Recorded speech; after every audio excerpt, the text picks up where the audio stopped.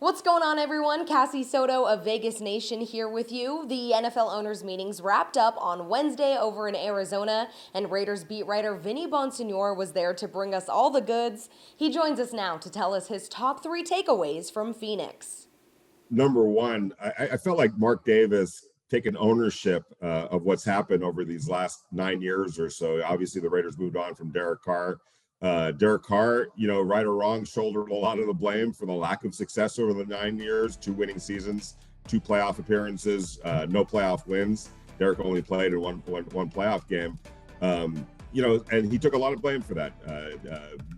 Derek Carr did. But talking to Mark Davis, he basically said, you know what, I apologize to him. And they had a little talk, a nice talk, at Darren Waller's wedding. And in that conversation, Mark Davis apologized for not being able to get it done around Derek Carr. So it was nice to see. I felt like eventually, once all the emotions got through all of this, cooler heads would prevail and everybody would get kind of back on the same page again. And that was nice to see. Number 2, as it relates to this year's Raiders team, I feel like talking to Dave Ziegler and Josh McDaniels, there's a lot of work that needs to get done, but they feel like they've put together through free agency and what they have coming back a team that can be competitive right now, especially offensively with Jimmy Garoppolo and Jacoby Myers, Austin Hooper, the new tight end. Bringing back Josh Jacobs one way or another, he'll be back on this team. They feel like they have enough to be competitive offensively, and they feel like they've done some nice things in free agency on defense. A lot of it kind of fell maybe under the radar a little bit. Not a lot of big moves, but some moves to help the linebacker core. Assist on the pass rush, back end of the secondary with Marcus Epps, and a couple of cornerbacks, 1 or 2 of which might end up starting this year.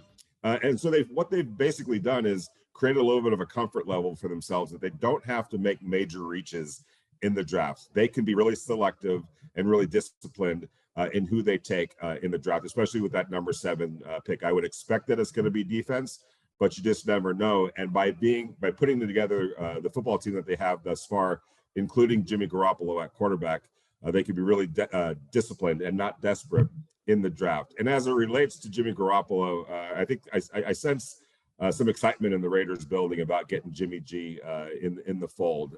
He's not the best quarterback, in the NFL. Nobody's going to make that argument, but there's ways that they feel like he's going to be able to help this team immediately, one of which is in the red zone, where his numbers have been really good. Out of 38 quarterbacks that have 200 or more passing attempts in the red zone since 2014, Jimmy Garoppolo ranks 8th on that list out of 38 quarterbacks with a 100.4 quarterback rating. Derek Carr, not to point any fingers at the previous quarterback, was 30th on that list with an 89.7 quarterback rating. That's pretty important for a team that has had a lot of failures in the red zone over the years, and it's probably cost them more than a few wins over the course of time by trading field goals for touchdowns rather than touchdowns, or sometimes even turning the ball over and coming away with no points. So they feel like Jimmy Garoppolo is going to be able to help immediately in a lot of different ways and make this what they believe can be a competitive football team. The Raiders aren't going to win the Super Bowl next year, but they can still be competitive while they're rebuilding that defense.